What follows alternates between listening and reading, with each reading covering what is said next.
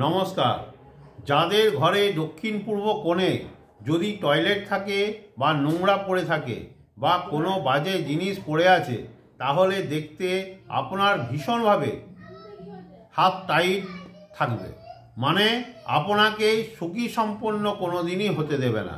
সর্বদা এর কাছ থেকে ধার, ওর কাছ থেকে ধার নেওয়া, জীবনে আপনার ধার শোধ করতে করতে শেষ হয়ে যাবে। দক্ষিণ পূর্বর অনেক বড় মহত্ত্বতা আছে। দক্ষিণ পূর্বর মহত্ত্বতা তখনই বুঝতে পারবেন যখন এই উপায়টি করবেন। আর তাহলে কি করবেন? আপনি একটা লাল কাপড় নেবেন, মার্বেল পেপার নিতে পারেন, যে পুরো লাল হয়, অন্য কোনো কালার না। সেটা সাইজ হবে 4 ইঞ্চি ইন্টু 4 ইঞ্চি বা 8 ইঞ্চি ইন্টু 8 ইঞ্চি। এরপর আপনার দক্ষিণ পূর্ব কোণে যদি টয়লেট রয়েছে সেটা বন্ধ করে দিন।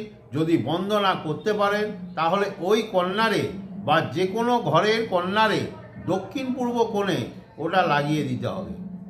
যদি সেরকম হয় কম্পাস দিয়ে দেখে নিতে পারেন।